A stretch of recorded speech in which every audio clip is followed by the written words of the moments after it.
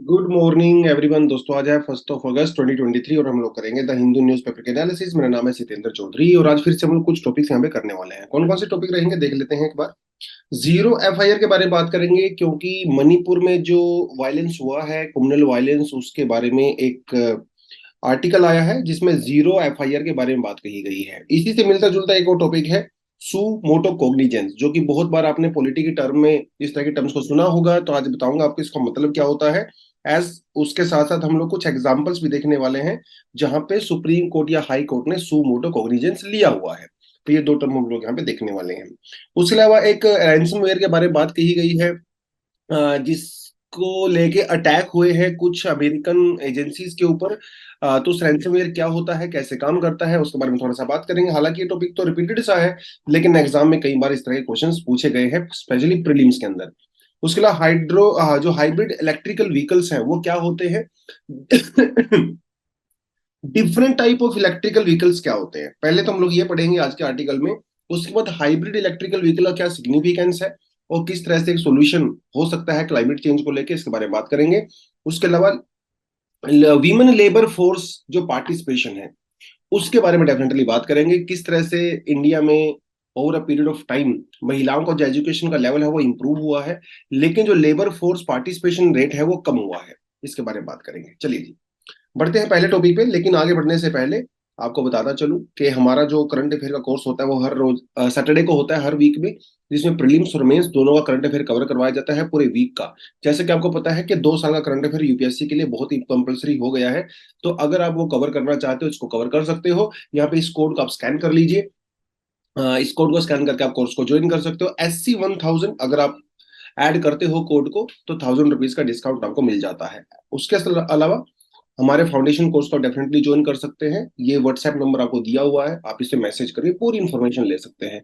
Prelims, mains, test series, current affairs वगैरह सब कुछ यहाँ पे आपको कवर होता रहेगा। उसके अलावा वीडियो को आगे जाने से पहले लाइक जरूर करें और कमेंट सेक्शन में अपनी अटेंडेंस जरूर दें। चलिए जी, give us the complete breakdown of the 6000 FIR Supreme Court to Manipur government.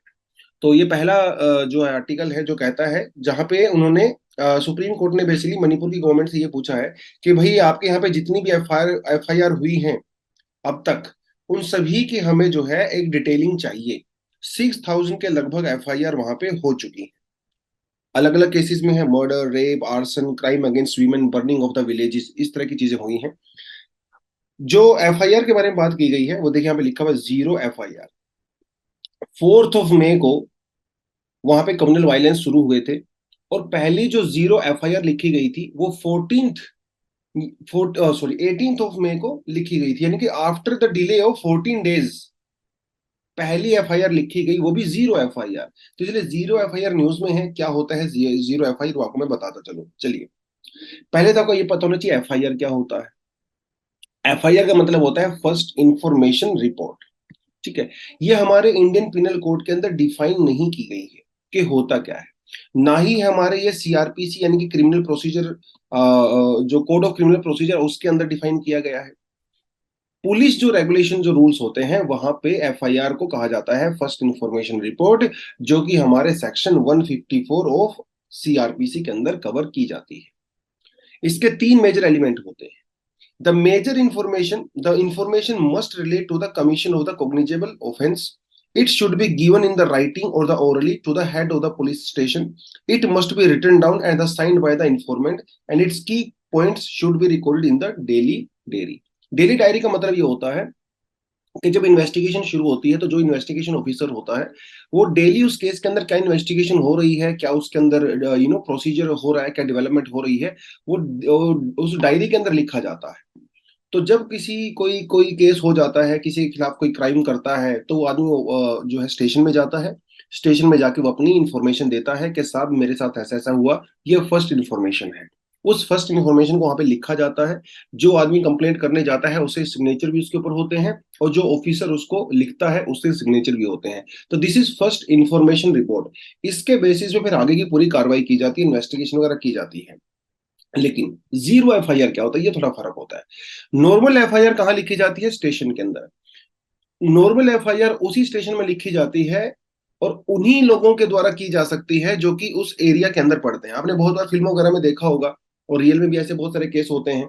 जब आप कंप्लेंट करवाने जाते हो, जैसे मान लो आपने, आपके साथ कोई क्राइम दिल्ली में हो गया, और मान लो आप भोपाल में जाते हो उसको एफआईआर करवाने के लिए, तो भोपाल का पुलिस स्टेशन क्या कहेगा? वो कहेगा साहब ये मेरी जुरिस्डिक्शन से बाहर है, आपका ये केस जो है दिल्ली का है, तो आप प्लीज दिल्ली में जाके करवा दीजिए।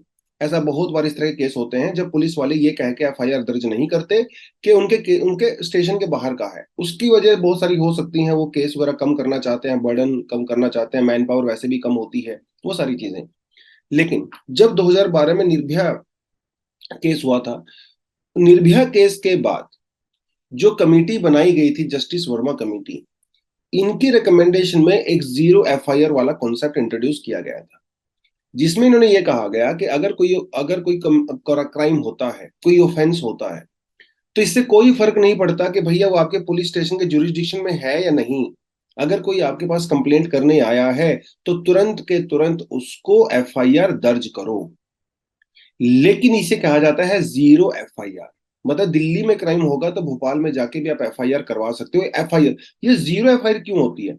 एक बार जब पुलिस स्टेशन में आप बजाते हो, एफआईआर करवाते हो एज अ जीरो एफआईआर, उसके बाद उस केस को ट्रांसफर किया जाता है रेलेवेंट पुलिस स्टेशन में जो दिल्ली में है। भोपाल में आपकी एफआईआर होगी जिसे जीरो एफआईआर कहते हैं, उसके बाद उसको ट्रांसफर किया जाएगा दिल्ली में। ये फिर वो प्रॉपर एफआईआर दिल्ली के अंदर होती है। तो इसका मतलब ये है कि ये वो एफआईआर होती है जो कहीं पे भी फाइल की जा सकती है, irrespective of the area where the offence is committed. इसे कहते हैं जीरो एफआईआर। इसे कोई एफआईआर नंबर नहीं दिया जाता है, वो सिर्फ रजिस्टर में एक कच्चे पेज के ऊपर उसको लिखा जाता है, बाद में वो ट्रांसफर कर दी जाती है। ठीक है। Zero FIR can be filed in any police station by the victim irrespective of the residence और the place of occurrence of the crime. ऐसा क्यों किया गया? जस्टिस वर्मा कमेटी ने ऐसा क्यों किया? उनका यह कहना था कि इससे डिले नहीं होता है, राइट, और जो कार्रवाई है, वो जो इंक्वायरी है वो जल्दी शुरू हो जाती है। To make police bound to take the jurisdiction, yes, timely jurisdiction होता है, is to be taken immediately after the registration of the FIR. Otherwise क्या होता है, क्रिमिनल्स भाग जाते हैं क्योंकि पुलिस केस दर्ज नहीं करती है। और इन्वेस्टिगेशन प्रॉपर तरीके से होती है, क्योंकि आप जल्दी टाइम से अगर एफआईआर करवा देते हो तो जल्दी इन्वेस्टिगेशन वगैरह शुरू हो जाती है। अरेस्ट करना होता है, अरेस्ट कर लिया जाता है, उनको पकड़ना होता है, पकड़ लिया जाता है, और इससे केस आपका फास्ट चलता है। बहुत बारी केस इसी वजह से लटके रहते हैं कि भाई वो जुरिस्डिक्शन में हमारे केस नहीं, आप वहां पे जाइए, वहां पे जाइए, वहां पे जाइए। तो ये हमारे पुलिस पूरे सिस्टम का एक बहुत बड़ा ड्रॉबैक है। ये हुआ करता था लेकिन अभी ऐसा नहीं है। तो आप कहीं पे भी जाके एफआईआर करवा सकते हो। मणिपुर के अंदर जो केस हुआ है, ये सुप्रीम कोर्ट ने सू मोटो कोग्निजेंस लिया है। सू मोटो कोग्निजेंस का मतलब क्या होता है वो आपको मैं बताता चलूं। देखिए, ये बहुत बार वर्ड आपने सुना होगा, सू motu cognizance and all that. इसका मतलब क्या होता है? सू मोटो एक लैटिन वर्ड्स का मतलब होता है, जिसका मतलब होता है कि भी action taken by the government agency, court और other central authority on their own apprehension. ठीक है, देखिए क्या लिखा हुआ है, ऑन देयर ओन एप्रीहेंशन। इसका मतलब ये है कि अगर सरकार को या किसी सेंट्रल अथॉरिटी को, एजेंसी को, कोर्ट को, गवर्नमेंट को ऐसा लगता है कि इस पर्टिकुलर केस में अटेंशन की रिक्वायरमेंट है, वो बिना कंप्लेंट के भी कार्रवाई कर सकती हैं। जरूरी नहीं है कि ऑफेंस हो, जरूरी नहीं है कि ऑफेंस का कंप्लेंट हो, बिना कंप्लेंट के भी किया जा सकता है। सू मोटो कोग्निजेंस का मतलब ये होता है। तो a court takes a suo motu cognizance of a legal matter when it receives information about the violation of the rights or the breach of the duty through media or the third party notification। अब जरूरी नहीं है कि complaint हुई है, FIR हुई है, court के अंदर केस फाइल हुआ है, ऐसा कोई रिक्वायरमेंट नहीं होती। अगर मीडिया रिपोर्ट में, सोशल मीडिया पे अगर कोई ऐसी इंफॉर्मेशन दिखाई जा रही है जो कोर्ट को लगता है कि इसमें अटेंशन की जरूरत होती है, तो उस केस को अपने आप ही ले लेते हैं। Suo motu case in India generally taken up the by the Supreme Court, लेकिन ऐसी बात नहीं है, हाई कोर्ट के द्वारा भी केस लिया जा सकता है। Most of the time supreme court के द्वारा लिया जाता है, जैसे कि इस बार मणिपुर वाला केस जो है यहाँ पे लिया गया। तो सोशल मीडिया के बेसिस पे, व्हाट्सएप के बेसिस पे भी इस तरह की कार्रवाई हो सकती है। देखो, सोशल मीडिया, व्हाट्सएप पे 99% चीजें खराब होती हैं, लेकिन 1% तो सही भी हो सकती हैं, उस सही रिपोर्टिंग होती है। तो उस केसेस में जो है उस तरह के केसेस को लिया जा सकता है। जैसे मणिपुर के अंदर जो हुआ वो विमेन के साथ, वो 4 मई या 5 मई को हो गया था, लेकिन क्योंकि उस समय मीडिया में बाहर आया नहीं था, अभी जैसे ही वो बाहर आया है तो उसके खिलाफ एक लीगल कंप्लेंट हुई और सुप्रीम कोर्ट ने मणिपुर हाई कोर्ट में जाने की बजाय या सेशन कोर्ट में, लोकल कोर्ट में जाने के बजाय सुप्रीम कोर्ट ने उस केस को खुद सुमोटो ले लिया है। तो उस केस का पूरा कंट्रोल सुप्रीम कोर्ट ने अपने हाथ में ले लिया है।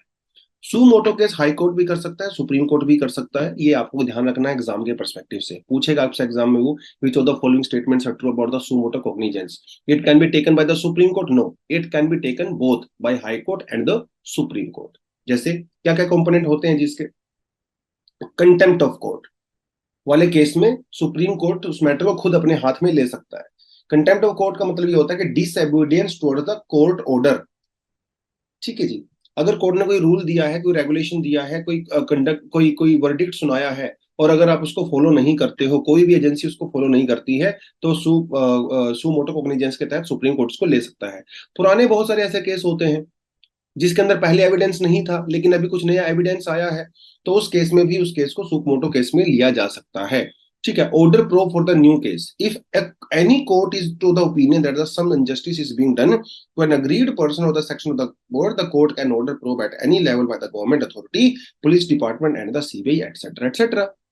अगर कोई पुराना केस था जिसमें किसी को पकड़ लिया गया था, जेल में डाल दिया गया था, सजा सुना दी गई थी, और अगर कोर्ट का ऐसा लगता है कि यार वो गलत हुआ, उस पर्सन ने, पर्टिकुलर ने वो ऑफेंस नहीं किया है, उसके साथ इनजस्टिस हुआ है, तो उस केस को अगेन दोबारा सुप्रीम कोर्ट ओपन कर सकता है, सू मोटो कोग्निजेंस लेते हुए हमारी जो एजेंसीज होती हैं, पुलिस डिपार्टमेंट होता है, उस केस को दे सकता है कि आप इसके अंदर दोबारा से कार्रवाई करिए।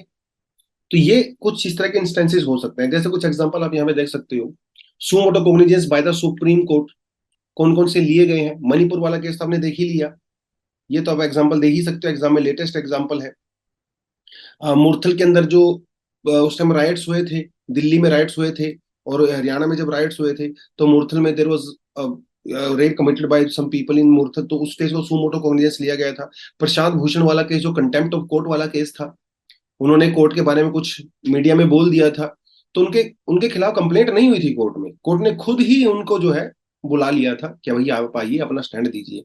हाथरस वाला केस जो यूपी के अंदर हुआ था, यहाँ पे भी सुमोटो कॉग्निजेंस लिया गया था कोर्ट के द्वारा।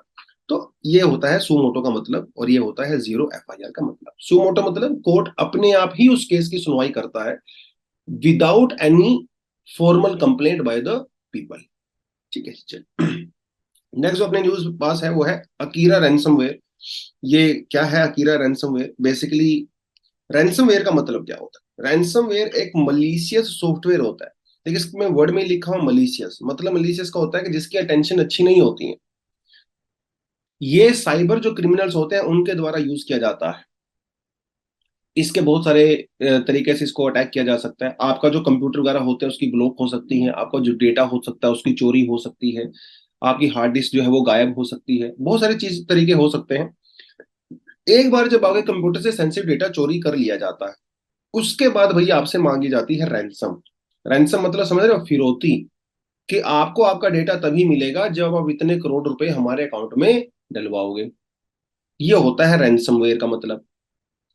ठीक है, रैंसम मतलब फिरौती। तो इस समय जो अकीरा रैंसमवेयर है वो विंडोज और लाइनक्स, ठीक है, उन कंप्यूटर्स को अटैक कर रहा है। ठीक है जी। खासकर यूएसए के अंदर ज्यादा अटैक यहाँ पे किया गया है। हमारे जो भी विंडोज सिस्टम होते हैं उसके अंदर एक विंडोज शैडो वॉल्यूम एक चीज होती है, जिसमें आपका जो डेटा होता है जो विंडो के अंदर स्टोर हो जाता है बैकअप के लिए। यूजली जो कंपनीज वगैरह होती हैं बड़ी बड़ी, वो बैकअप के लिए उसका यूज करती हैं। तो दो तरह की जगह पे आपका डेटा स्टोर हो रहा है, मेन डेटा जो कि हार्ड डिस्क में हो रहा है, और विंडो शैडो वॉल्यूम जो कि बैकएंड में आपका डेटा सेव होता है। तो अकीरा जो है वो दोनों के ऊपर अटैक करता है, जो मेन है और जो बैकएंड पे होता है दोनों को अटैक करता है। और आपकी जो फाइल नेम होती हैं उनको मॉडिफाई कर देता है, उसके सामने लिख देता है डॉट अकीरा। जैसे डॉट वर्ड होता है, ये वर्ड फाइल होती हैं, जैसे डॉट पीपीएक्स होता है, ये पावर पॉइंट वाली फाइल होती हैं। तो डॉट अकीरा एक्सटेंशन मतलब भैया आपकी जो फाइल थी वो अभी डॉट अकीरा में चली गई है, मतलब वो अकीरा ने अक्वायर कर लिया है, अभी आप उसको एक्सेस नहीं कर सकते, सीधी सी बात है। जब वो आपके ऊपर अटैक करता है तो आपकी स्क्रीन के अंदर एक फोल्डर आता है। ठीक है जी। उस फोल्डर के अंदर दो तीन चीजें होती हैं। आपको एक आईडी दी जाती है, एक की दी जाती है, और एक वेबसाइट का लिंक दिया जाता है जो कि डार्क वेब में होती है। ये जो की होती है वो पासवर्ड होता है, और ये जो लिंक होता है वो एक नेगोशिएशन वेबसाइट का होता है। मतलब इस की को अगर आप यहाँ पे जाके डालोगे तो आप उनके साथ नेगोशिएट कर सकते हो जिन्होंने आपके डेटा को चोरी किया है। इसका मतलब ये है, मतलब उनको नेगोशिएशन करना है कि भैया मेरा डेटा चोरी हो गया, प्लीज मुझे मेरा डेटा दे दो। फिर वो बोलेंगे 5 करोड़, आप बोलोगे नहीं मेरे पास इतना पैसा नहीं है। जो भी करना है बेसिकली नेगोशिएशन आप वहां पे जाके कर सकते हो। आपको यूनिक नेगोशिएशन पासवर्ड दिया जाता है। यहाँ पे कुछ और नहीं होता, सिर्फ एक चैट बॉक्स होता है। उस चैट बॉक्स में आप चैट के थ्रू नेगोशिएशन कर सकते हो। अगर आपके टर्म्स जो फुलफिल करते हो तो आपको डेटा वापस मिल जाएगा, नहीं तो आपका डेटा जो है वो डार्क वेब के ऊपर बेचा जा सकता है। तो जैसे थोड़े समय पहले एम्स का डेटा जो है वो चोरी हो गया था, रैंसमवेयर था वो भी। अब उन्होंने 3-4 करोड़ रुपए मांगे थे। अब वो पता नहीं गवर्नमेंट ने दिए हैं कि नहीं दिए हैं, लेकिन over a period of time AIIMS की वेबसाइट को दोबारा से चालू कर दिया गया था। तो ये है अकीरा रैंसमवेयर। हमारे यहाँ पे कौन कौन सी एजेंसीज है जो साइबर अटैक को टैकल करती है इंडिया में? सर्टिन है जो सबसे इंपॉर्टेंट है, नेशनल साइबर सिक्योरिटी कोऑर्डिनेटर है, national critical information infrastructure protection centre है, उसके अलावा साइबर स्वच्छ केंद्र। तो ये सबसे इंपॉर्टेंट तो एक्चुअली ये वाला होता है सर्टिन। और फिलहाल सर्टिन ने ये कह दिया है कि अगर किसी कंपनी के ऊपर, किसी इंस्टीट्यूशन के ऊपर कोई साइबर अटैक होता है तो तुरंत उसकी इंफॉर्मेशन जो है वो सर्टिन को दें। कई बार क्या करती है कंपनी, अपने अटैक को छुपा लेती है ताकि उनकी इमेज खराब ना हो, लेकिन अब ये मैंडेटरी कर दिया गया है कि कंपनी को करना ही पड़ेगा। तो कैसे, इनफैक्ट मैंने को बता ही दिया कैसे इन्फेक्ट करती है वो। फिशिंग ईमेल्स होते हैं, कई बार आपके आपके पास भी ईमेल ऐसे आते होंगे, ऐसा लगता है उनको देखने से कि वो किसी बैंक से आए हैं, किसी इंस्टीट्यूशन से आए हैं। जैसे मान लो आप प्रेप आईएएस के स्टूडेंट हो तो आपके पास एक ऐसा ईमेल आ सकता है, उसको देखने में पता लगेगा कि ये प्रेप आईएएस का डेटा, प्रेप आईएएस का मेल आया है। जैसे अब उसको ओपन करते हो उसके अंदर एक अटैचमेंट फाइल होगी, उस वो जिप फाइल हो सकती है, रार फाइल हो सकती है। आप उसको जैसे ही ओपन करते हो तो आप समझ लो राम नाम सत्य हो गया आपके सिस्टम का। तुरंत आपके ऊपर अटैक हो जाएगा और आपका पूरा डेटा चोरी हो जाएगा। ये होती है समस्या। कई बार उस अटैचमेंट के अंदर कुछ डाउनलोड करने के लिए फाइल होती है, ईमेल वगैरह में आप उसको करते हो तो फिर से वही हो जाता है। लेकिन आम आदमी को इस तरह से वो अटैक नहीं करते हैं। यूजुअली जो बड़ी बड़े कॉर्पोरेट नेटवर्क्स होते हैं, एजुकेशन इंस्टीट्यूशंस होते हैं, finance, real estate, manufacturing companies वगैरह, उनको अटैक करती हैं। भैया मेरे ऊपर अटैक करके क्या ही मिलेगा, मैं उनको करोड़ों रुपए थोड़ी ना दे सकता हूँ। तो वो अटैक भी वो वहीं पे करते हैं जहां पे उनको जरूरत होती है। तो सर्टिन क्या कहता है, क्या करना चाहिए? सर्टिन ने कुछ रिकमेंडेशंस यहाँ पे दी हैं। उनका पहला कहना है कि इंटरनेट हाइजीन को फॉलो कीजिए, प्रॉपर प्रोटेक्शन प्रोटोकॉल को फॉलो कीजिए। ठीक है जी। मतलब आपके कंप्यूटर में जो अनयूज्ड फाइल्स होती हैं उनको टाइम टू टाइम आप रिमूव करिए। फालतू का कूड़ा कचरा आप अपने लैपटॉप कंप्यूटर्स वगैरह में मत रखिए, एक तो उन्होंने ये कहा। दूसरी बात, जो कंपनीज होती हैं they must be establish domain based message authentification reporting and the conformance domain की identifier email sender policy for the organisation email verification which prevents spam by detecting email spoofing. तो कंपनी में basically इस तरह का एक system होना चाहिए जिनसे ये पता चल जाए कि भैया जो ईमेल आया है या आप भेज रहे हो वो ऑथेंटिक है। डबल ट्रिपल ऑथेंटिफिकेशन सिस्टम उसके अंदर होना चाहिए। स्ट्रॉन्ग पासवर्ड पॉलिसीज जो है होनी चाहिए। कई बार लोग, जैसे मान लो किसी का नाम राजू है तो वो पासवर्ड क्या होता है, Raju@12345। कुछ लोग पासवर्ड रखते हैं 12345678910। ये बहुत कॉमन पासवर्ड है, ये चोरी हो जाना बहुत आसान सी बात होती है। तो पासवर्ड पॉलिसी करिए। .exe, pif, .url, इस तरह के कुछ फाइल कोड्स होते हैं, अगर वो किसी अनआइडेंटिफाइड सोर्स से आते हैं आपके ईमेल वगैरह में तो आप इनको ओपन मत करिए। और कंपनीज का पीरियोडिक सिक्योरिटी ऑडिट भी होना जरूरी है ताकि पता चले कि उनकी सिक्योरिटी के अंदर क्या क्या लैप्सेस हैं, ताकि कुछ कार्रवाई की जा सके। तो ये कुछ चीजें हैं जो आप कर सकते हो रैंसमवेयर वाले अटैक में। तो सर्टिन की रिकमेंडेशन है बेसिकली, और आप इसको अपने जब आंसर वगैरह लिखोगे तो वहां पे भी लिख सकते हो। ठीक है जी, चलो। नेक्स्ट जो अपना आर्टिकल है that is about the electrical vehicles. और ये आर्टिकल बात करता है कि भैया क्या इलेक्ट्रिकल व्हीकल्स एक्चुअली में हमारे क्लाइमेट चेंज का सोल्यूशन है? क्या इलेक्ट्रिकल व्हीकल्स का यूज करके हम लोग एक्चुअली में अपने जो पंचामृत है, जो अपना आईएनडीसी है, क्या उसको अचीव कर सकते हैं? तो हाइब्रिड इलेक्ट्रिकल व्हीकल्स के बारे में इस आर्टिकल के अंदर बात कही गई है। बट हाइब्रिड इलेक्ट्रिकल व्हीकल क्या होता है, कितने टाइप के इलेक्ट्रिकल व्हीकल्स होते हैं? तो ये जो कंटेंट है मैंने नीति आयोग की वेबसाइट से लिया है, तो आप अगर जाना चाहो तो वहां पे भी जाकर देख सकते हो, अदरवाइज आप इसको भी पढ़ लोगे तो आपके लिए सफिशिएंट है। इलेक्ट्रिकल व्हीकल्स की कई सारी वैरायटी होती हैं। एक होता है बैटरी इलेक्ट्रिकल व्हीकल्स, जिसमें इंजन नहीं होता। भैया इंजन क्यों होगा? ऑब्वियस सी बात, उसके अंदर मोटर होती है। अरे टायर तो घुमाने पड़ेंगे ना, व्हील्स तो घुमाना पड़ेगा ना, तो मूविंग पार्ट्स तो गाड़ी के अंदर होंगे ही। लेकिन इन मूविंग पार्ट्स को जो पावर मिलती है वो इंजन से नहीं मिलती है, वो बैटरी से मिलती है। तो 100% जो एनर्जी है वो बैटरी से चलती है। ठीक है, और इसके अंदर बड़ी बड़ी बैटरी होती है, छोटी बैटरी नहीं होती है, क्योंकि सारा फंक्शन बैटरी को ही करना होता है। तो हमारा जो इलेक्ट्रिकल ग्रिड होता है, जो सोर्स होता है, वो आप वहां पे इसको प्लग इन कर सकते हो और अपनी बैटरी को, गाड़ी को चार्ज कर सकते हो और लॉन्ग डिस्टेंस तक जा सकते हो। ठीक है, तो उस तरह की गाड़ी में दो तीन चार तरह की मोटर होती हैं, आपके व्हील्स के अंदर अलग से होंगी, टायर के अंदर अलग से होंगी, और एसी सिस्टम होता है उसके अंदर अलग से होती हैं मोटर्स। सबको ये प्रोवाइड कराता है। तो यहाँ पे सबसे स्ट्रॉन्गेस्ट बैटरी होती है, बैटरी इलेक्ट्रिकल व्हीकल्स के अंदर। ठीक है जी। फिर एक आती है जी आपकी हाइब्रिड इलेक्ट्रिकल व्हीकल। इसका मतलब ही हाइब्रिड है। हाइब्रिड का मतलब ये होता है कि भैया कॉम्बिनेशन। तो यहाँ पे इंजन भी होता है और इलेक्ट्रिकल मोटर भी होती है। मतलब यहाँ पे आप पेट्रोल डीजल से भी पावर दे सकते हो और बैटरी से भी पावर दे सकते हो, दोनों ही इसके अंदर होती हैं। क्योंकि आपकी बैटरी इसके अंदर होती है, तो उसकी वजह से आपका जो इंजन है वो ज्यादा एफिशिएंट होता है। जैसे आपने गाड़ी स्टार्ट करी, ठीक है, आपने गाड़ी स्टार्ट करते हो तो पहले पहले उसको मूव करवाते हो। गाड़ी जब स्टार्ट होगी तो इंजन से नहीं होगी, गाड़ी मोटर से स्टार्ट होगी। तो वहां पे बिजली खर्च होती है। आपने जैसे ब्रेक लगाए गाड़ी में, जैसे आप ब्रेक लगाते हो तो वो इंजन की पावर से नहीं होते हैं, वो भी बैटरी की पावर से होते हैं। तो इस तरह की कई सारी चीजें होती हैं। आपने आपने आपने जो है अपनी गाड़ी को घुमाया या कुछ भी किया, ठीक है, तो बेसिकली इसमें आधा काम, तो आधे से थोड़ा काम मोटर्स करती हैं और आधे से ज्यादा काम यहाँ पे इंजन करते हैं। तो ये एक हाइब्रिड सिस्टम होता है दोनों के बीच में। इसका यूज क्यों होता है? ताकि आपकी गाड़ी की परफॉर्मेंस एनहेंस हो सके और आपकी जो फ्यूल है वो ज्यादा इकोनॉमिकल हो सके। तो hybrid electrical vehicles does not need to plug in into the power source to charge the battery. ये क्या बात हुई? बैटरी आपको चार्ज नहीं करनी है, क्योंकि आपकी गाड़ी के अंदर जनरेटर भी होता है। जैसे आपका इंजन चलता है, इंजन जैसे ही चलता है, आपकी गाड़ी की जो काइनेटिक एनर्जी होती है वह जनरेटर को घुमाती है, और जनरेटर इलेक्ट्रिसिटी प्रोड्यूस करता है। आपकी गाड़ी में खुद इलेक्ट्रिसिटी जनरेट हो रही है और वही इलेक्ट्रिसिटी बाद में यूज होती है मोटर को घुमाने में। तो इसके अंदर आपको बाहर से चार्ज करने की रिक्वायरमेंट नहीं होती है। इसके अंदर बैटरी थोड़ी छोटी होती है, उतनी ज्यादा नहीं होती। मेजर काम इसमें पेट्रोल डीजल ही करता है। तो ये तो आपको ये पता होना चाहिए, हाइब्रिड इलेक्ट्रिकल व्हीकल्स होते हैं। हाइब्रिड इलेक्ट्रिकल व्हीकल भी कई तरह के होते हैं, पैरेलल होते हैं, सीरीज वाले भी होते हैं। ठीक है, एक होता है plug in hybrid electrical vehicle. ऊपर वाला प्लग इन नहीं था, वो बैटरी खुद चार्ज हो रही है। जैसे आपने ब्रेक मारा, बैटरी चार्ज हो गई, आपने गाड़ी को घुमाया, चार्ज हो गई। खासकर हिली एरियाज में और खासकर अर्बन एरियाज में ये जो ब्रेकिंग सिस्टम होता है, जैसे आप गाड़ी का ब्रेक लगाते हो, आपका बैटरी चार्ज हो जाती है। खासकर अर्बन एरियाज में, क्योंकि सिटीज में आपको जल्दी जल्दी ब्रेक मारने पड़ते हैं, हिली एरियाज में आप जाते हो तो वहां पे आपको जल्दी जल्दी ब्रेक मारने पड़ते हैं। वहां के लिए बहुत कामयाब होती है ये इलेक्ट्रिकल व्हीकल्स हाइब्रिड वाले। फिर एक आता है प्लग इन हाइब्रिड व्हीकल्स।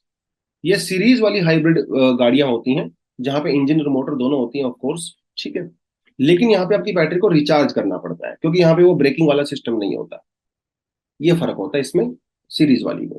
फिर एक हमारे पास आती है फ्यूल सेल इलेक्ट्रिकल व्हीकल। जैसे हमारे पास हमारे मोबाइल फोन होते हैं, जैसे हमारे पास आपके जो नॉर्मल सेल होते हैं, फ्यूल सेल आपके रिमोट वगैरह में यूज होते हैं, टीवी के रिमोट में, ये बेसिकली उस बेसिस पे काम करता है।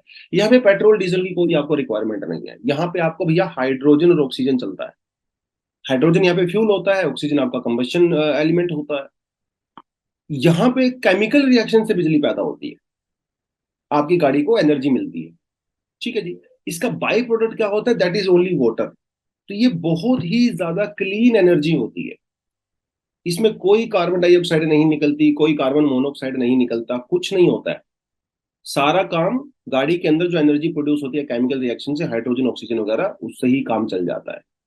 लेकिन अभी तक ये इतनी ज्यादा डेवलप नहीं हुई है। हालांकि जापान वगैरह में कुछ गाड़ी ऐसी चल रही हैं, बट अभी तक ऐसा नहीं हुआ है। इस तरह की गाड़ी में भी आपको बाहर से प्लग इन करने की कोई जरूरत नहीं होती है।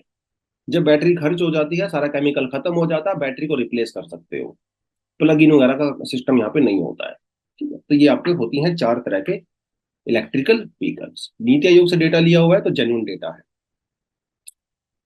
अब बात यह है कि भाई इलेक्ट्रिकल व्हीकल से हम लोग अपने एमिशन को कैसे कंट्रोल कर सकते हैं, क्लाइमेट चेंज वाली समस्या उसको कैसे दूर कर सकते हैं, ये अब ये बड़ा सवाल है। देखिए, इलेक्ट्रिकल व्हीकल के अंदर जो है हम लोग बिजली यूज करते हैं, ठीक है। ये बिजली आई कहां से, ये चीज भी इंपॉर्टेंट होती है कि इस बिजली का सोर्स क्या है, ठीक है। इलेक्ट्रिकल व्हीकल को आप मेंटेन करते हो, उसके लिए भी आपको इलेक्ट्रिसिटी चाहिए। जब इलेक्ट्रिकल व्हीकल डिस्कार्ड किया जाता है बाद में, उस डिस्कार्ड करने में भी आपको पावर की रिक्वायरमेंट होती है। तो हर जगह पे आपको पावर के बिना तो कुछ भी नहीं चल सकता। तो इलेक्ट्रिकल व्हीकल्स एक्चुअली तभी जीरो एमिशन होंगे, नेट जीरो जिसको कहते हैं, जब यहां से लेके यहां तक पावर रीयूनेबल एनर्जी सोर्सेज से आ रही है।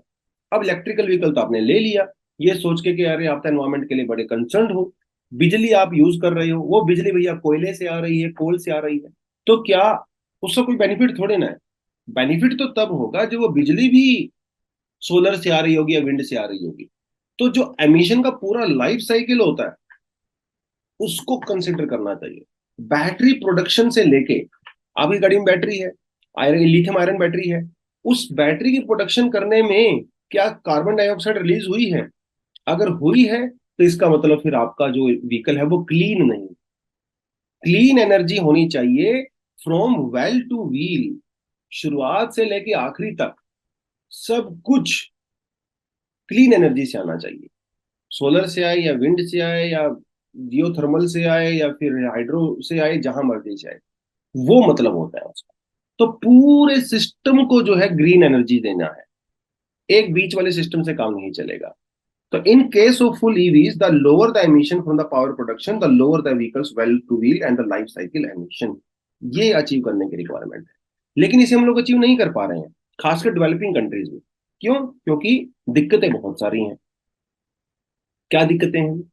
पहली बात तो जो डेवलपिंग कंट्री है भैया, वहां पे फास्ट चार्जिंग इंफ्रास्ट्रक्चर है ही नहीं, क्योंकि बड़ी जो व्हीकल्स होते हैं उसके अंदर बड़ी बैटरी होती है तो बिजली भी ज्यादा चाहिए, और इलेक्ट्रिकल व्हीकल्स अफोर्डेबल भी नहीं है।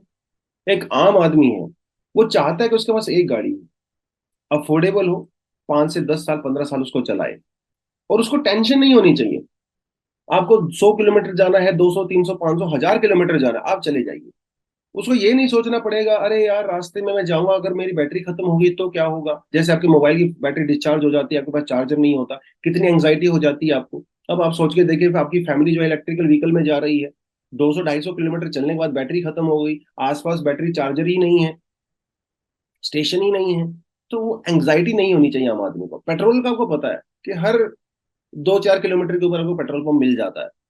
ये समस्या है खासकर डेवलपिंग कंट्री के अंदर, फास्ट चार्जिंग इंफ्रास्ट्रक्चर नहीं है, जिसकी वजह से लोग डिस्करेज होते हैं, तो वो फुल्ली इलेक्ट्रिकल व्हीकल्स नहीं ले सकते।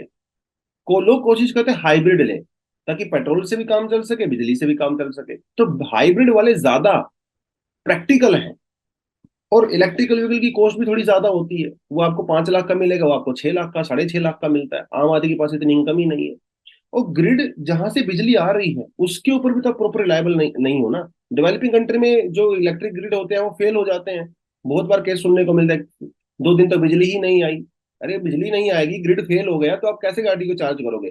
पेट्रोल कम से कम इतना तो भरोसा है कि आपके पास पेट्रोल कहीं ना कहीं मिल जाएगा।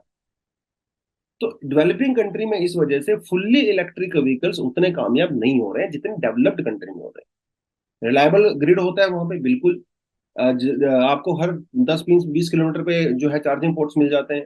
बैटरी की क्वालिटीज बहुत बढ़िया होती है, मेंटेनेंस अच्छी होती है, लोग इंश्योरेंस भी करवाते हैं, हर चीज वहां पे परफेक्ट है। इसलिए वहां पे इलेक्ट्रिकल व्हीकल को क्या जाना पॉसिबल है। तो क्या कर सकते हैं हम लोग इंडिया जैसे सिनेरियो में, हम लोग क्या कर सकते हैं? पहली बात तो प्रैक्टिकल पर्पज के लिए क्या करें, हाइब्रिड इलेक्ट्रिकल व्हीकल्स के ऊपर ज्यादा फोकस करें, क्योंकि प्रेजेंटली यही आपके लिए प्रैक्टिकल ऑप्शन है ज्यादा, इंडिया वालों के लिए। हाइब्रिड लीजिए rather than fully electrical vehicle, क्योंकि हाइब्रिड वाले में उतनी बड़ी बैटरी नहीं होती है, छोटी बैटरी होती है, आप उसको आराम से चार्ज कर सकते हैं, ठीक है।